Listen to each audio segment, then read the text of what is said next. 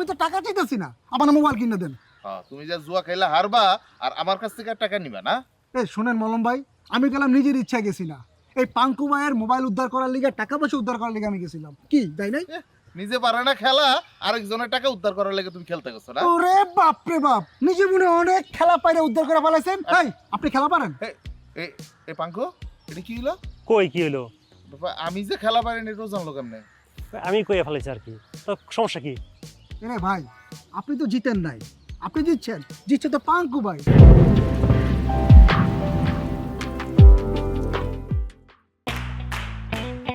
মলম ভাই, ঝামেলা তো আরেকটা হইছে। আবার কি জামাল হইছে? হানিফ তো টাকা চাইতেছে। ও তোর কাছে টাকা ছাড়া কি চাইবো, কত দেই? না, ওর তো কিছু টাকা দেওয়া দরকার। ও মোবাইল মানিব্যাগ সব তো হাইরাইছে। আচ্ছা, তুই আমার একটা সত্য করে কথা কত দেই, তুই কার কাছে ঘুষ খাইছস? এই উল্টাপাল্টা কথা কবেন না, এই পাঙ্কু কার কাছে ঘুষ নেয় না। এখন তাহলে তুই অবজা, ওর আমি এক পয়সাও দেবো না। না কিন্তু তারপরেও তো আমার জন্য খেলতে গেছিল। আল্লাহ ওরা শাস্তি দিয়েছে, ও জুয়া খেলতে গেছে না, এই শাস্তি ওর প্রাপ্য ছিল। ও একটা ধুরন্ধর, খুব খারাপ, ওর শাস্তিও পাইছে, ওর এক টাকাও দেবো না আমি। এটা ঠিক কইছেন। আচ্ছা ঠিক আছে তাহলে।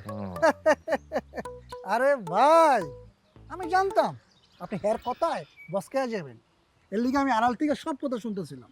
শুনস আর যাই করস, তোরে টাকা একটাও দেবো না।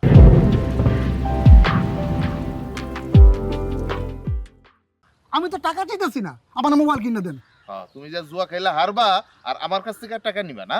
এই শুনেন মলম ভাই, আমি গেলাম নিজের ইচ্ছা গেছি না, এই পাঙ্কু ভাইয়ের মোবাইল উদ্ধার করার লিগে, টাকা পয়সা উদ্ধার করার লিগে আমি গেছিলাম, কি তাই নাই? নিজে পারে না খেলা, আরেকজনের টাকা উদ্ধার করার লেগে তুমি খেলতে গেছো না? ওরে বাপ রে বাপ, নিজে মনে অনেক খেলা পাইরে উদ্ধার করে ফেলাইছেন। এই আপনি খেলা পারেন? এ পাঙ্কু, এটা কি হলো? কই কি হলো? বাবা, আমি যে খেলা পারিনি এটাও জানলো কেমনে? আমি কইয়া ফেলেছি আর কি, তো সমস্যা কি?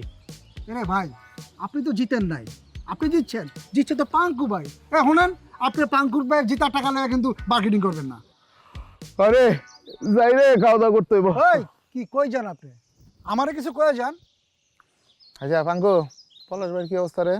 আগের মতোই, কোনো হেলদুল নাই। চল তাহলে দেখে আসি।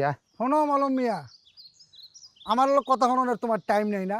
আমি এমন ব্যবস্থা নিতেছি, তুমি এক সময় আয়া আমার লগে কথা কইতে চাইবা, কিন্তু আমার এই হানিফের শোনার কোনো টাইম থাকবো না। ওই ব্যবস্থা আমি নিতাছি। সাবধান ভাই, ও কিন্তু কঠিন যাওয়ার একটা পোলা। এটা তো বুঝছি, আমার তো একটু ডর ডর লাগতেছে। আচ্ছা বাদ দে, আয়।